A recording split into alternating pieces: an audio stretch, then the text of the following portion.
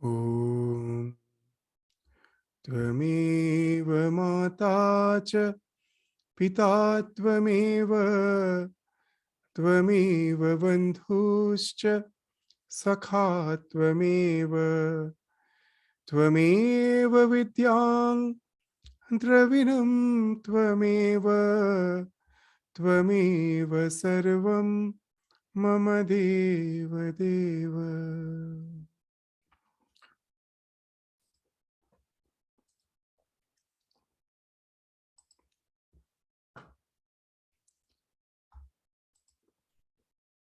So, we are here today to celebrate the Christmas Eve. As you're all familiar with the Ramakrishna tradition, that the Christmas Eve is celebrated in almost all our centers because we do have association as per our religious tradition is concerned with this special day. Now, you all know that Sri Ramakrishna's life was an exemplification of the harmony of religion. The religious universality and harmony was exemplified through his life. He had a wonderful curiosity that we have found nowhere in the history of humankind. That he was not satisfied with just a particular faith.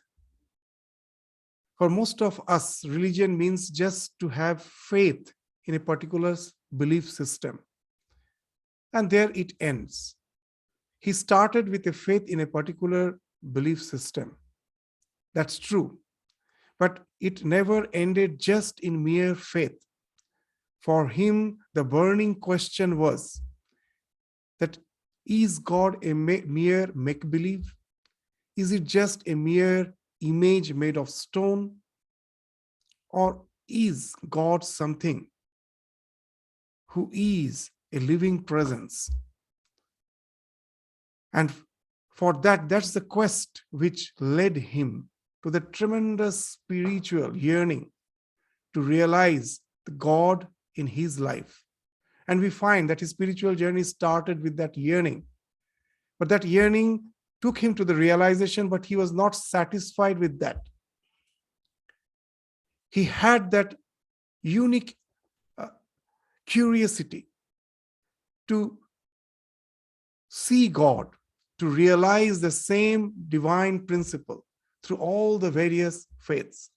And that's why we find in the span of 12 years, he took up one by one so many practices as per the faith within the Hinduism is concerned, as per the Vaishnavas, as per the Shaktas, as per the Advaitic Vedanta tradition is concerned.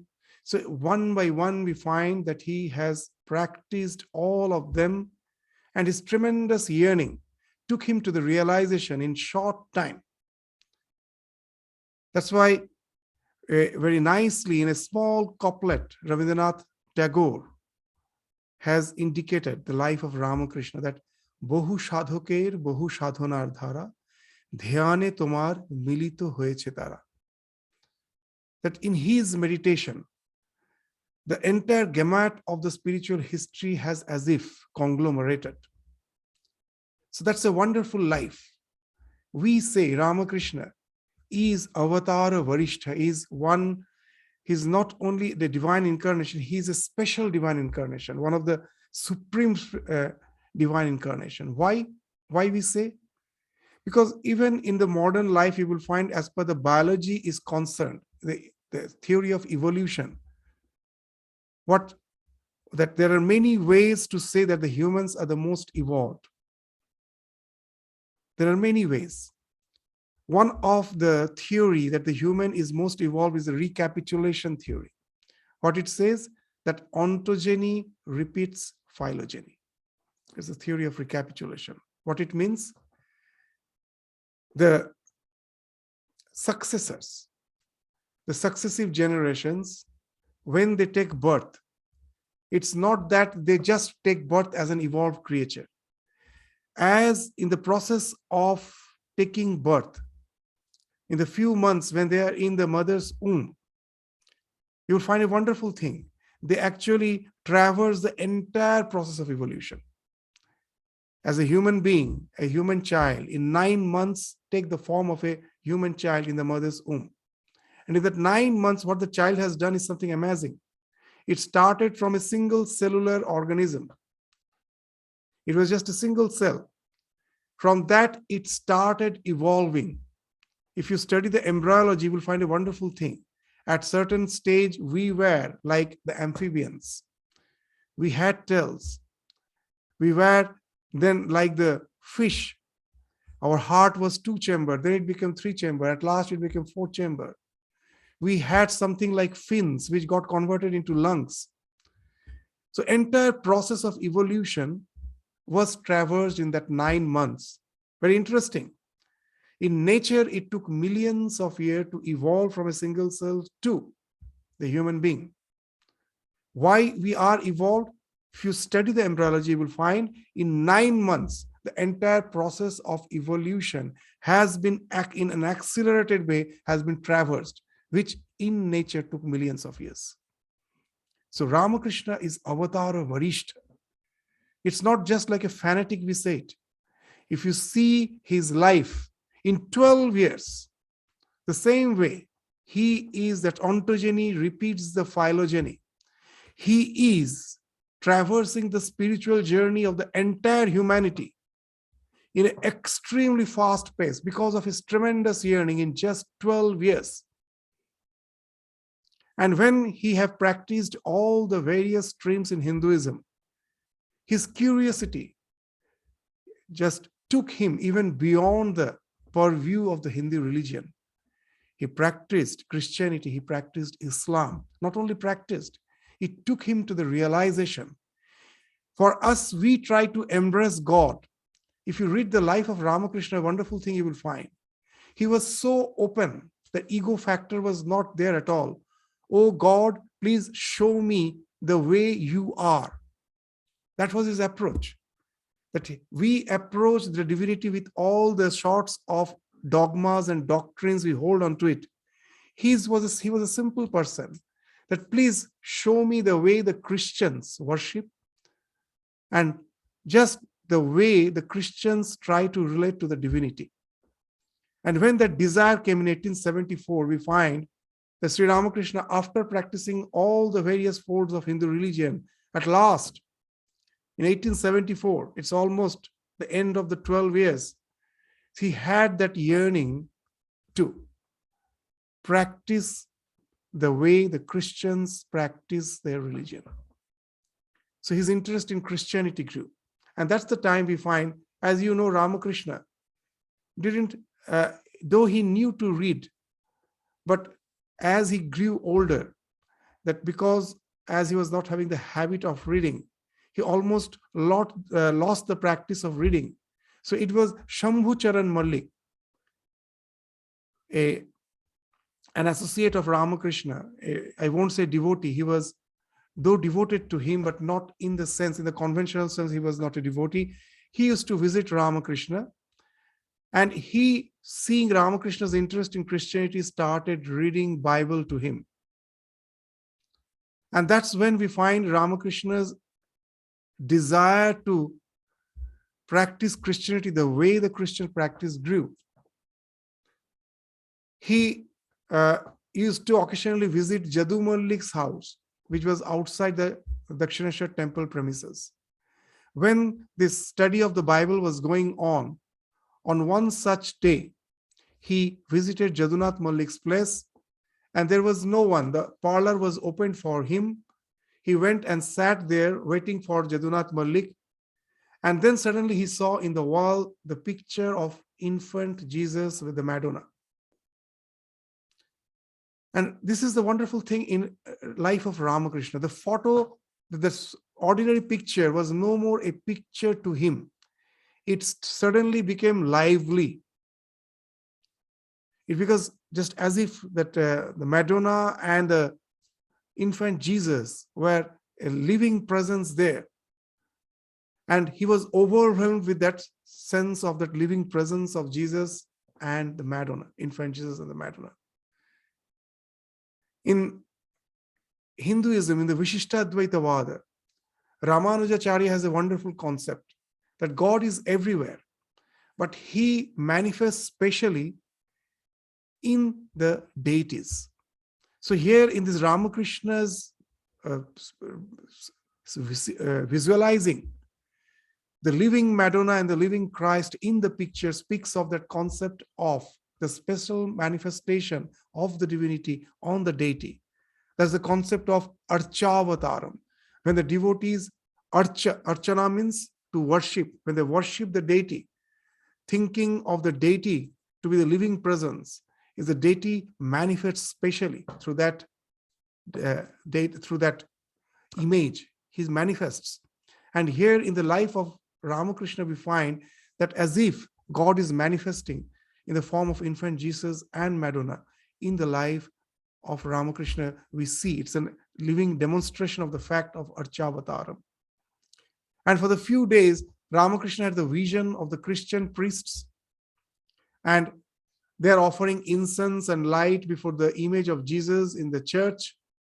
He was almost absorbed in the waves of the Christian faith. It almost swayed him. He forgot. He's visiting the temple of Mother Kali for 3 days. He was totally absorbed with the visualization of the way the Christians worship Jesus in the church. And at last, in the evening of the 3rd day, when he was so much imbibed with the idea of the life of Jesus Christ, on the evening of the 3rd day, when he was strolling down the Panchavati, the garden of Dakshineshwar, suddenly a beautiful, unfamiliar, foreign-looking God person of very fair complexion, he appeared in front of him, and he was as if steadfastly looking at him. And Ramakrishna was immediately absorbed with the idea. He immediately could relate that this is Jesus the Christ. He's a great yogi. He's the loving Son of God.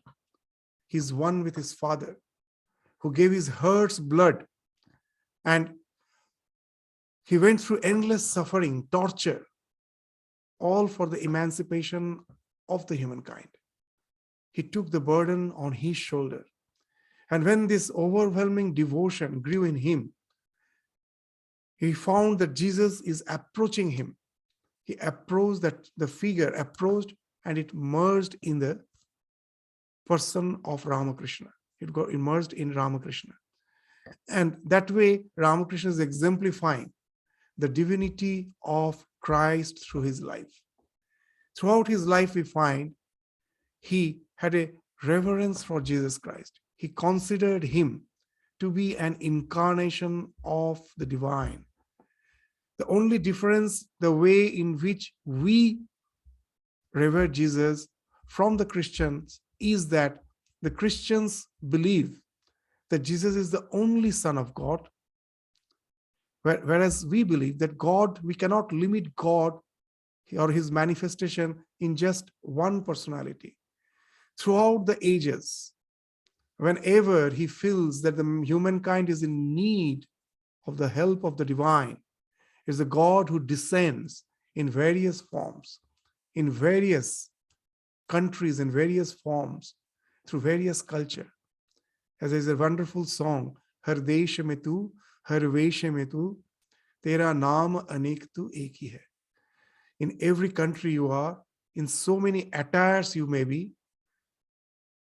you have various names, but you are the same person who are incarnating again and again through his various forms.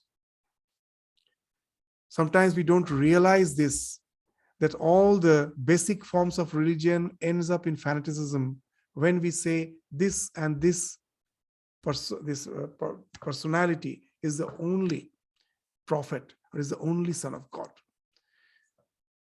Swami Vivekananda used to say very nicely that this type of dogmatism is even worse than the canine instinct. The canine, he used his language very sophisticatedly. Actually, canine instinct, by the canine instinct, he meant that of our dog, the domesticated dog. Why he's saying that is worse than that? Your pet dog will recognize you in whatever dress, in whatever attire you may come in its presence. You cannot be in disguise in front of your pet dog. You may wear mask, whatever you may do, he will smell you. He knows the master. But the so-called, the fanatics' condition is even worse than that. They don't recognize their master the moment they change their dress. That's what Swami Vivekananda used to say. In Ramakrishna tradition, we do worship the various incarnations of the divinity to recognize to the fact that we cannot limit the divinity. We cannot restrict him. He has the power to manifest anytime, anywhere, in any form. We cannot restrict. And throughout the ages, we find the divinity has really incarnated. Sri Swami Vivekananda used to say the tree is known by its fruits. If you have to really judge the religion, just see that each and every religion did produce great men of exalted character, men of exalted dedication. There is not a single tradition you will find that they have not produced. You may say, but there is so much of fanaticism. Again, Swamiji says, a tree is not judged by the rotten fruits. Some of the fruits do get rotten, but whether a mango tree is good or not, how will I judge? By the best mango which it produces. Then I say, oh, this is a good mango tree. If I take care, I can get rid of all those so-called worm-eaten rotten mangoes, and I can get the best mango. So you will find that a tree is judged by the best fruit which it produces. And you will find all the religion, if you try to find out the best specimen, the best fruits of that religion, you will find they're all great, whether they're idol worshippers or not. We find this wonderful, great personalities have been produced by these various traditions. And that proves the efficacy of each and every religious tradition. And that's what Ramakrishna's life was there to demonstrate. It's not only a mere theory among thousands of theories. It is through his life, through his realization, he affirmed to the fact that as many faiths, so many paths. And just following the Ramakrishna's tradition, we find after the death of Ramakrishna, 9 of his young disciples, they gathered on a winter night. We will find that in Ramakrishna tradition, mainly 2 of our celebrations coincide with the Christian celebration. One is this Christmas Eve, and another is the Kalpataru on the 1st of January. Many may think that it's most probably a designed thing, that we have somehow to get the popularity in those days. Most probably the British government was there, and I found some critics writing that way. But we forget one thing. What's the thing? That even now, when it is a holiday, government declared holiday, then only we can think of having some special occasions. Those who are religiously minded, they all think of satsang on the holidays. And it was a mere coincidence. In those days, in the British government, the India also had this Christian, this celebrations holiday from Christmas Eve to the New Year's Day. And that's the time when the people were free to assemble together. And that's how we find the same thing happened on the winter holidays of the Christmas, shortly after the Ramakrishna's death, when all these young disciples who were yet to formally take the monastic vows, they were still staying at their home. They decided to come together and spend some time bit out of Calcutta in a place called Artpur. It was the house of one among those 9 disciples, Swami Premananda, Baburam Maharaj. So all planned to visit Baburam Maharaj's house, ancestral place. That's a village, a remote place. So spend the Christmas holidays in this a bit intense spiritual practice. And as it's a winter night, in India, you don't get the winter, the short winter, they want to enjoy that. So generally in the night, they will have something like campfire.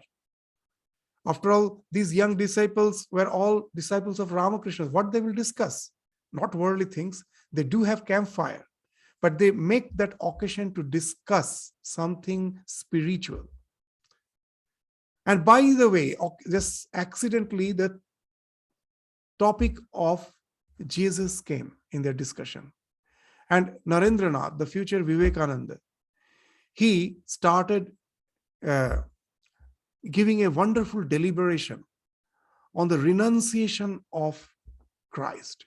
He indicated that he is the king of sannyasins. If the renunciates, if the life of Jesus is the exemplification of renunciation, extreme renunciation. We who have just already decided to leave our hearth and home to take the vows of sannyasa, they were just thinking of having it soon. So that day, as the topic of Jesus came, they all that day informally in front of that campfire took the vow that we also will try to live an exemplary life of renunciation as has been exemplified with the life of Jesus. And it's only the next day they realized that it was the night of Christmas Eve. So that's why this day is such a special significance in Ramakrishna Mission. It's not the Christmas. We celebrate the Christmas Eve because it tallies with that day. On the Christmas day, of course, that it's not that we don't celebrate, but the special worship happens on the Christmas Eve, because that's the night on which they took informal vows. That was not the formal sannyasa. After that, after a few months, the next year in 1887, in the beginning of 1887, they took the formal sannyasa. But this was an informal gathering in which they intensified that their renunciation was intensified, and they all decided that they're going to formally leave their hearth and home and take the life of a sannyas in a renunciation. So that's why the Christmas Eve has a special significance in Ramakrishna tradition. Now, as we were indicating, that we revere Jesus Christ not because he had something new to teach. Why we revere Jesus? After reading Vedanta, we always search for some living exemplification of the Vedantic truth. If there is no one to exemplify the truths which has been spoken of in the scriptures, then know it for certain, in the words of Swami Vivekananda, we are bound to make the image of a monkey in our attempt to make the image of Shiva. That's what he used to say. It's a popular Bengali adage, Shiv gorte banor gora. All those abstract ideas, if parallel to that, there is no living exemplification. Know it for certain that with all our queer imaginations, we are going to make something horrible out of it. It is the living exemplifications, the life, which are the true commentary of the scriptures. And when you follow that living exemplification of the scriptures through those lives, then only you can be in the correct track. Otherwise, you will miss the track. So the reverence for Jesus is because he, among many, there are so many great personalities, he is also the one whose life is a demonstration of the Vedantic principles.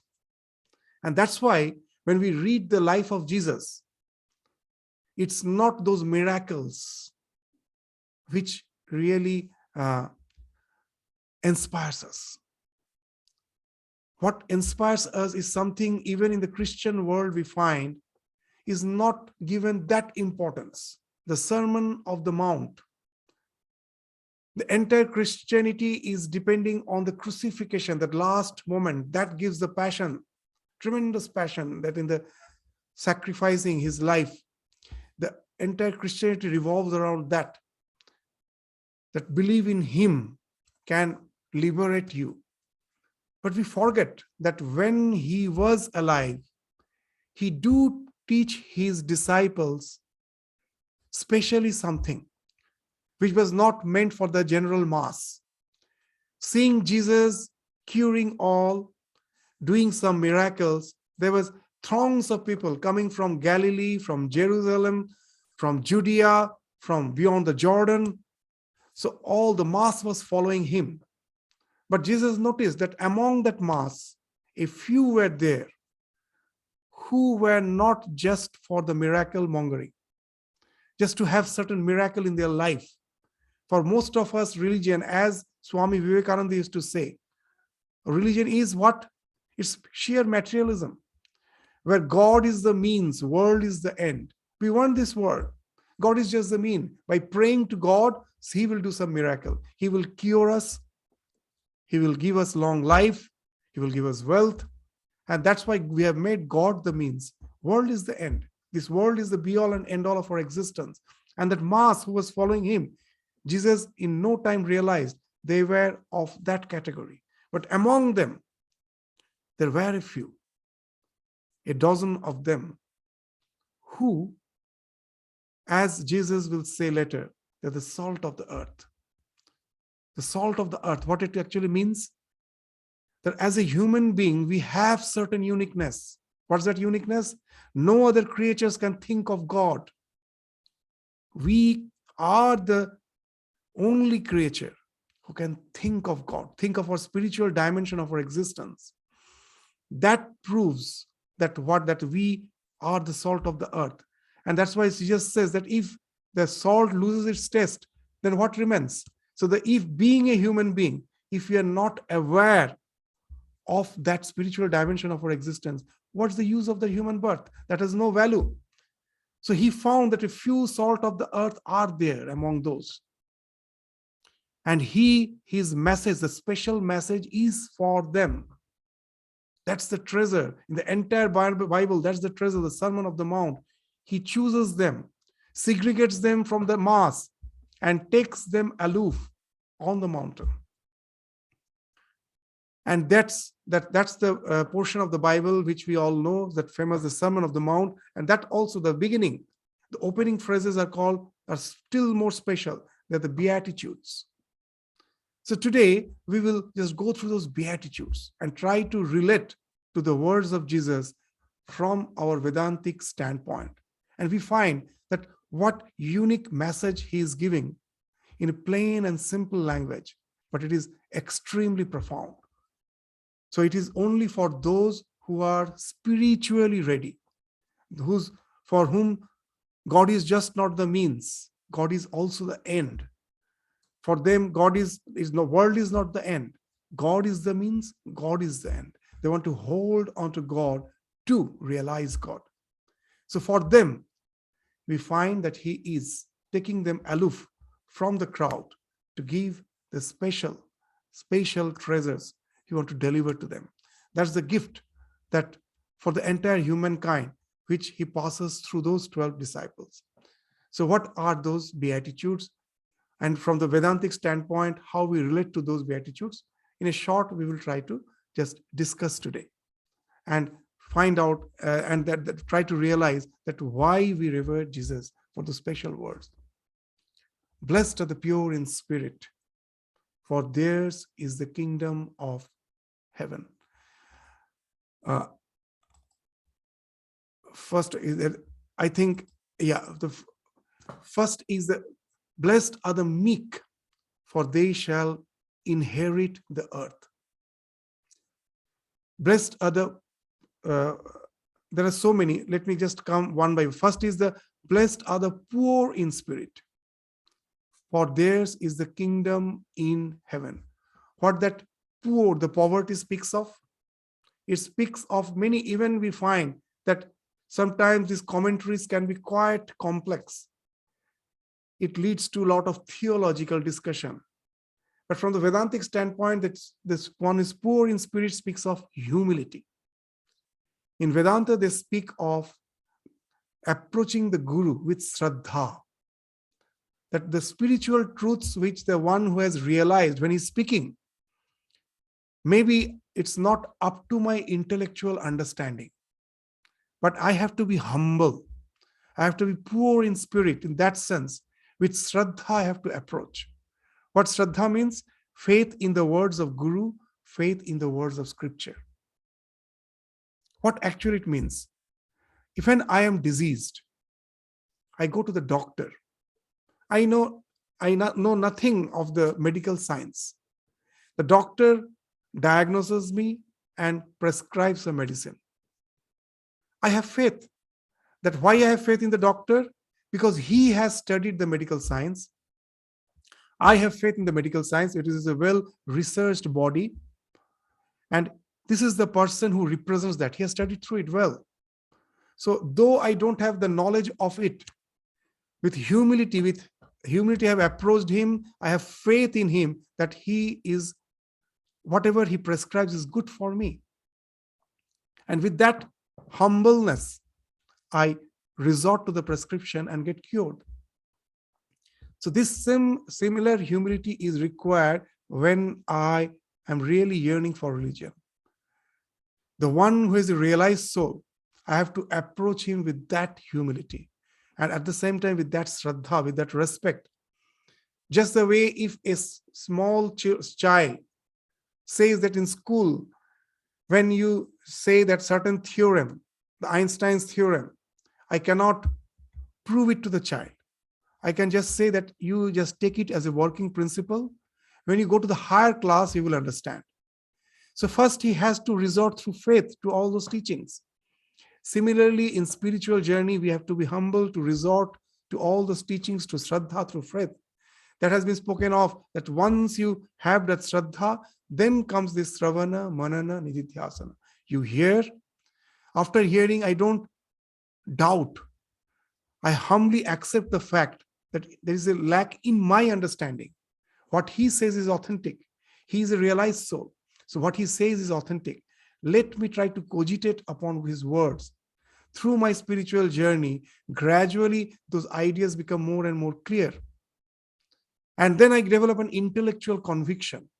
And then my contemplation starts on that intellectual conviction, leading to realization. So now you will understand that what is meant by the poor in spirit, the one who is humble. For him alone is the kingdom of heaven. He only through Shraddha can gradually evolve in spiritual life. If we have the idea that I, with my limited intellect, will understand everything and then only I can resort to some practice, I can never enter the spiritual journey at all. So poor in spirit speaks of that humility. Blessed are they that mourn, for they shall be comforted. Now, mourning doesn't mean mourning for the worldly things. In the simple words of Ramakrishna, people weep rivers of tears because a son is not born or because they cannot get riches. If someone is desiring to have children, they don't have children, they shed tears. They don't have wealth, they shed tears. But who shed tears, even one drop, because he has not seen God? So here mourning indicates that. When you have developed that type of suffering, tormentation, because you have not realized the spiritual truth in your life, know it for certain, that yearning will take you to the realization. As in the words of Ramakrishna, yearning is like the red hue of the dawn sky. In the morning hours, the dawn, the sun is yet to be seen. The sun is not visible. But the entire sky, you see that red hue. Seeing that red hue, you know, it's a matter of few minutes, the sun will be visible. So how nicely Ramakrishna used to say that yearning is like the red hue of the dawn. Once it is there, know it for certain, the sun will be visible. So blessed are they that mourn, those who have developed that yearning for God, not for worldly things, for they shall be comforted. That will lead to that yearning, will lead to that realization. Blessed are the meek, for they shall inherit the earth. Now, sometimes really that it becomes very difficult to relate to these words. But from the Vedantic standpoint, we take it in a very simple, plain words. The blessed are those who are meek. What actually is meant by meek? Ramakrishna used to speak of two types of ego: the ripe ego, the unripe ego. Kacha ami, paka ami. What is ripe ego?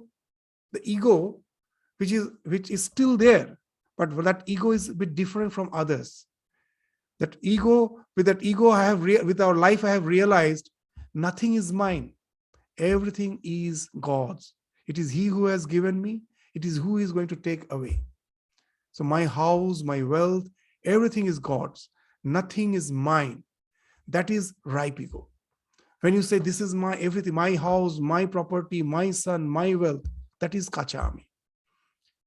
What difference it makes? Once you have that ripe ego, that everything is His.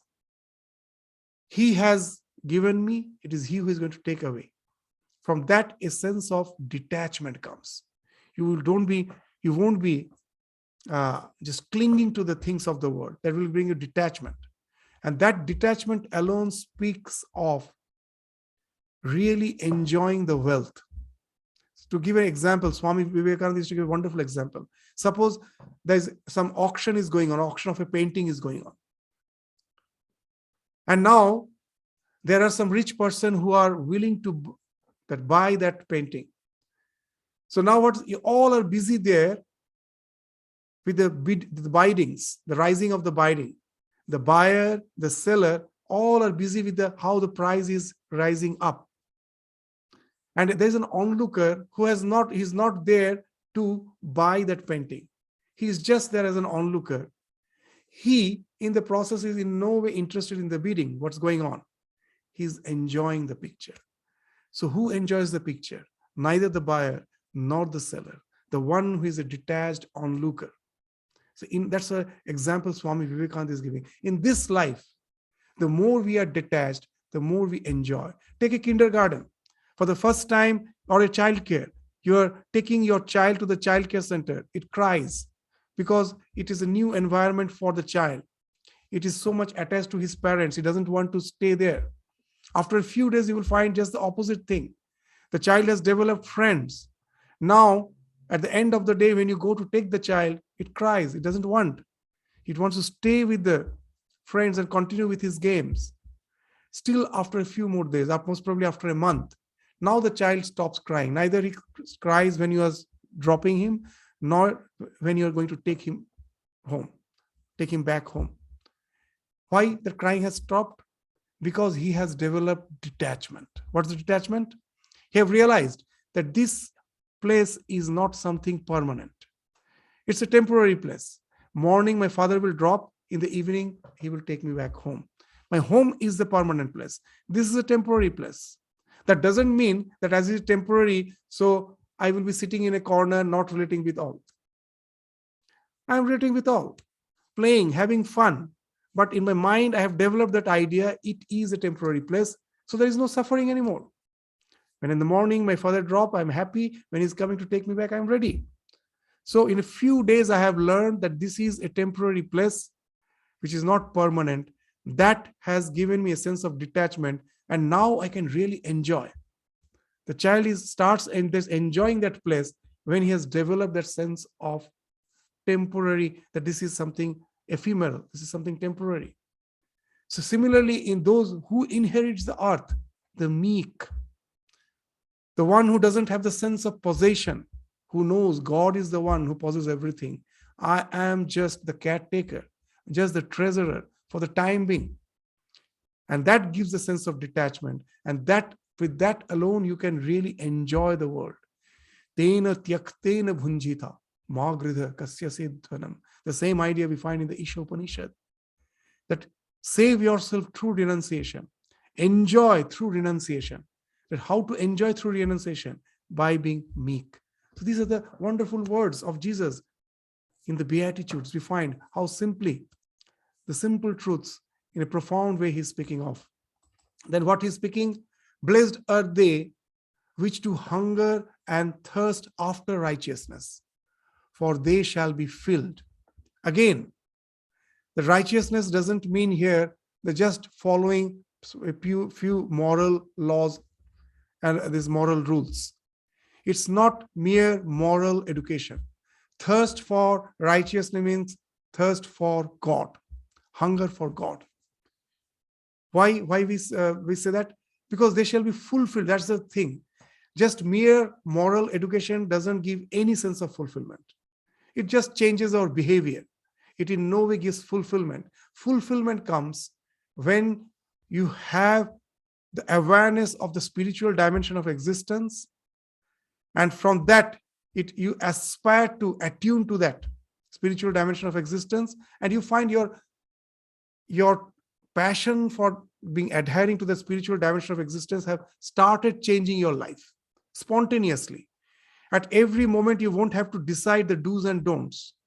As you are attuned to the spiritual dimension of existence, the goodness becomes something spontaneous. As Sri Ramakrishna used to say, Je nachte jane, tar betale pa pore na. What it means, an adept dancer never has false steps. It's always in rhythm.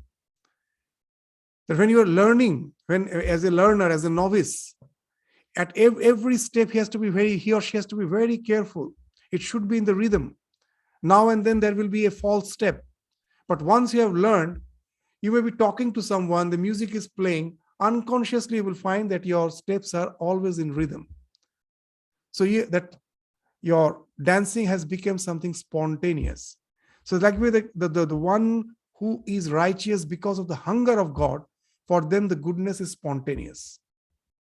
To give another common example, it can be easily understood. In a residential school, I was there in residential school for so many years, and we have a very strict routine, very punctual routine. At morning, at what time there is a bell, when the student has to get up, the study hours, play time, there's time for breakfast, lunch, shower, everything is fixed, school hours. Now, why we follow that strict routine? One has to be very punctual, because we know most of the students are yet to develop liking for studies. So unless you fix them in some routine, it's almost impossible to make them study. But there are few students who have developed the taste for study. And we knew for well that this routine he has to follow, but it has as such no binding on him. Others, we always have to we have to be always supervising whether they're following the routine or not. But these few students who have developed the taste for study, we know the routine, though he's following, but actually is not meant for him. He just spontaneously follows, because his liking for the study makes him to follow that routine spontaneously. So there, he doesn't have to force himself to follow the routine. So similarly, the righteousness which we think at present as the moral education is full of the do's and don'ts. At what step to follow, what step not to follow. That's what the righteousness means. But once you have that hunger for God, when you are attuning your life to the divine, the goodness becomes spontaneous. You won't have to calculate at each and every step. And that's how the fulfillment comes. That's just the way the one who has developed taste for the studies, his education brings him fulfillment. For other, though he may be following the routine, it may be something mechanical. Though he is sitting in the study hours, his mind may be somewhere else. That routine doesn't help him. That won't give him fulfillment. Similarly, in our life, all the religious practices, unless we have the real yearning, all our moral bindings may be meaningless, maybe just something to show others that I am good, but it is in no way transforming our life. It doesn't give us fulfillment. Just the way in the education, all the same thing is happening here also. So they alone are fulfilled who has developed the thirst for God. So if you take it in the correct sense, the thirst after righteousness actually means thirst for God.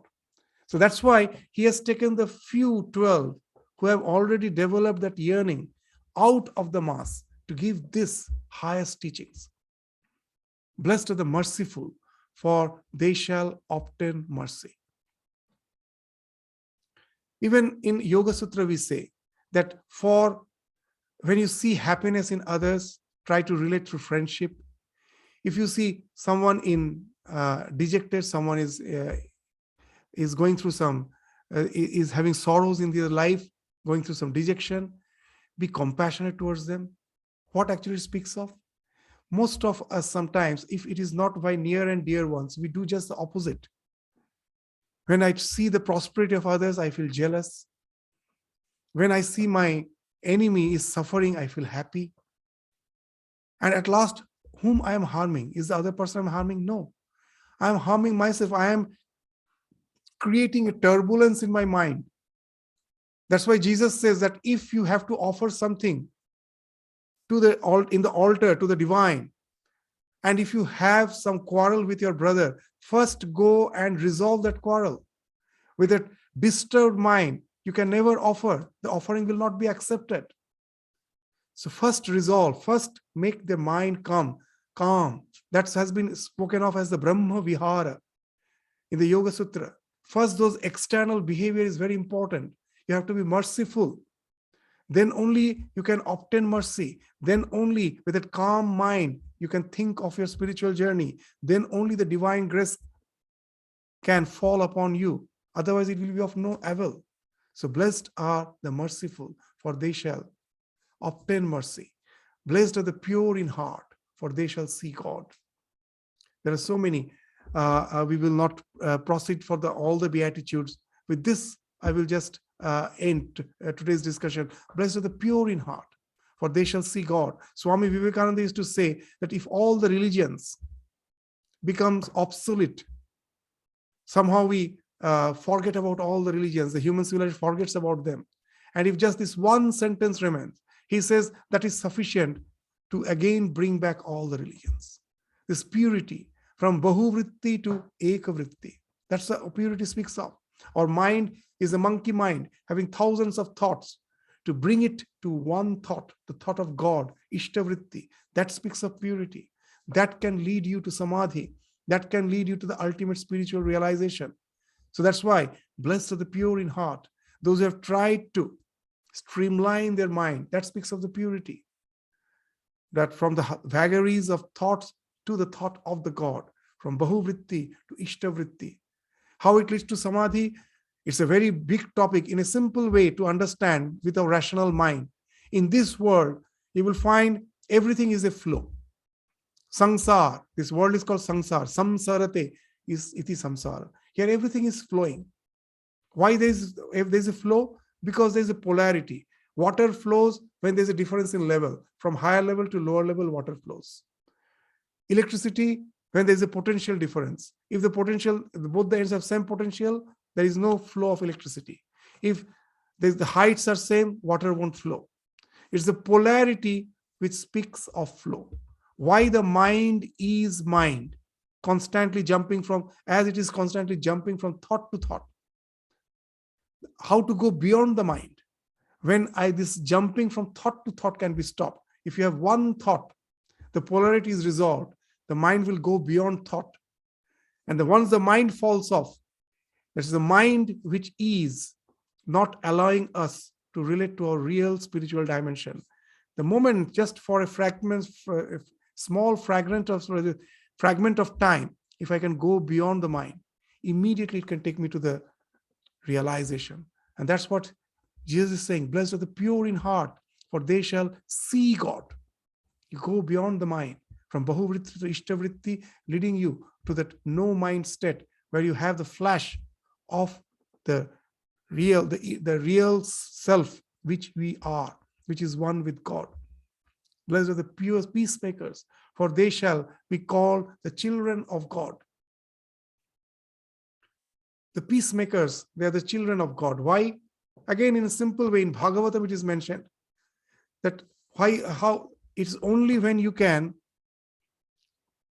relate to the entire existence as the projection of the divine, then only you can think of peace. That the entire world, the moment you can really realize, when it's a realization that the entire world is a projection of divine, then whom to hate? It's the same God who has become the many. You cannot hate anyone. As in Srimad Bhagavatam, very nicely, there's a sloka, very nice sloka, that while taking food, accidentally your tongue is bitten by your teeth. Whom do you blame? It's the same person. It is you who, it's your tongue which is being bitten by your teeth. You don't blame anyone because it is you alone who has bitten yourself.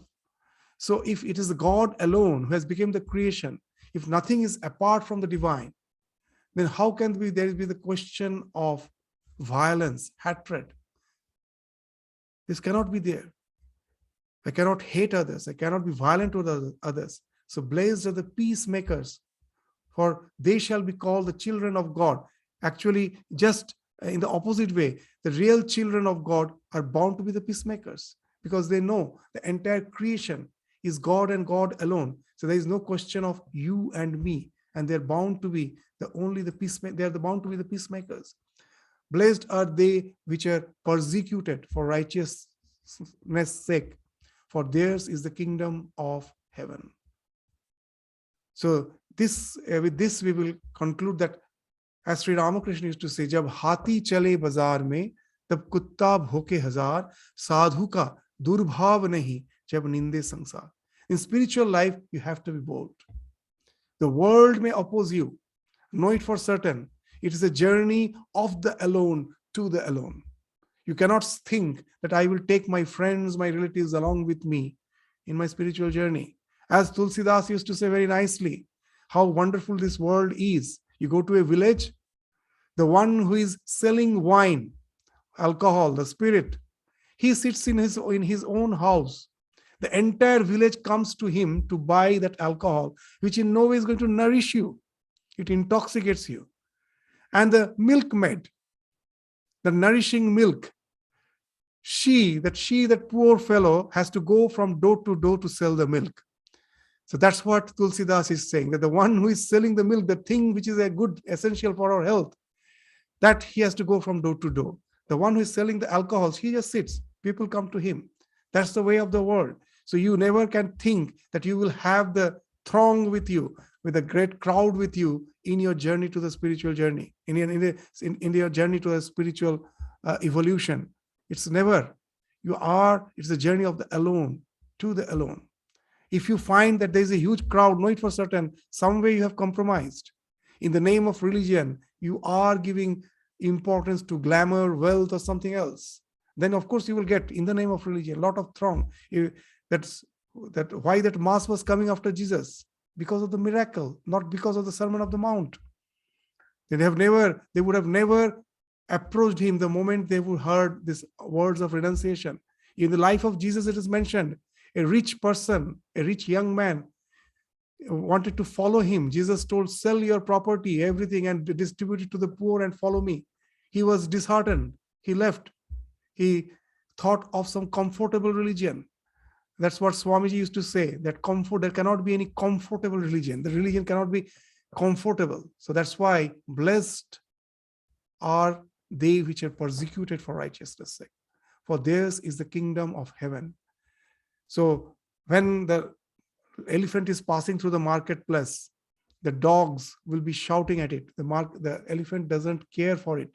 It knows it cannot harm. It doesn't even hate the dogs. It is totally indifferent. So that's why sadhu ka durbhav nahi. He doesn't hate them.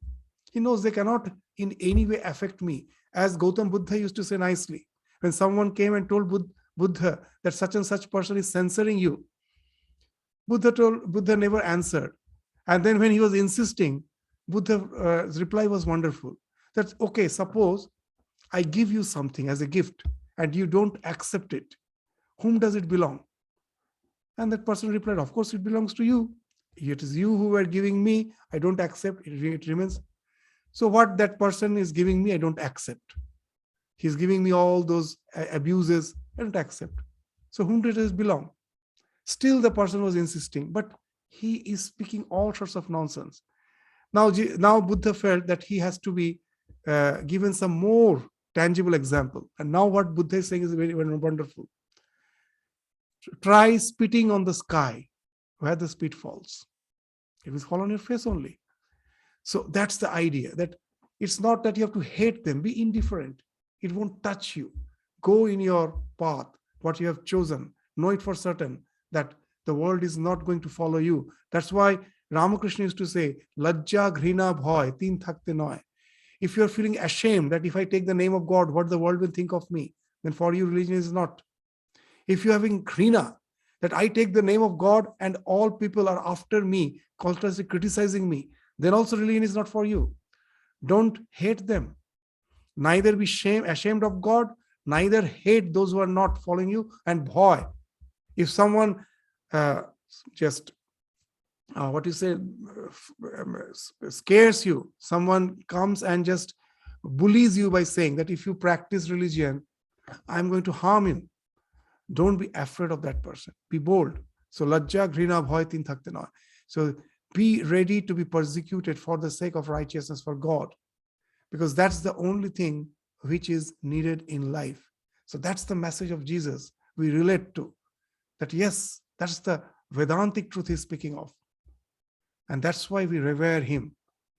And it is not that only we are saying from Vedantic tradition. Even Jesus himself have told, if anyone would come after me, let him deny himself and take up his cross and follow me. Again, there is no comfortable religion. Whoever does not bear his own cross and come after me cannot be my disciple. As simple as that. Religious life is the life where it speaks of suffering. Just the way the one who is climbing the mountain, that when he reaches the top, that is his goal. But if that alone is the thing which gives him pleasure, know it for certain, mountaineering is never possible. He must enjoy the journey, the tiresome journey. It should give you a sense of adventure. And unless religious journey with all its persecutions, with all the abandonments, gives us a sense of joy, all the struggles which is going on within, that gives us a sense of adventure. Okay, I fell, again I try. I fell, again I try. I'm not going to leave it. Just the way the one who is climbing the mountain with repeated failures, again he goes for the same thing. As the one who conquered the Mount Everest for the first time, the Stenging Norway, what he told is, for the first attempt he failed. And when the height up to which he reached, that itself was a record in those days. So there was people wanted to felicitate him. So there was a meeting to felicitate him. And when he came to address the gathering, there was a huge picture of the Everest on the background of the stage. Now, instead of facing the audience, the Hillary turned around and faced this back screen where the picture of Everest was there, Mount Everest. And as if addressing the Mount Everest, he told, "Today I have been defeated by you. I couldn't climb you. I have been defeated by you. But know it for certain, at last it is I who will win, not you." And the thing he's saying something very interesting, that your height is fixed. It's not going to increase. But I can overdo what limitations I have today, that I can easily overcome tomorrow. So today you have won, but know it for certain, I am going to win at last, because after all, your height is fixed, but there is no limitation to what extent I can grow. So that's the idea of adventure in spiritual life, that in spite of failure, I should not give it up. This path of this journey of the alone to the alone may be a very, very, very strenuous journey, but we should have a sense of adventure in it. Go on trying for it. And for that, know it for certain that Jesus is there by your side as your guide to lead you to that ultimate perfection. That's why we pray him. We pray the prophet, because the prophet soul is in us. Something within us is saying constantly that, yes, that's the ideal. Otherwise, I would have liked it. Why I love Jesus? Because that's the ideal which I want to manifest through my life. If that's not there, if I just place him in the altar and say, you are great God, I am the sinner, in what way it is going to help me? Unless it can transform me.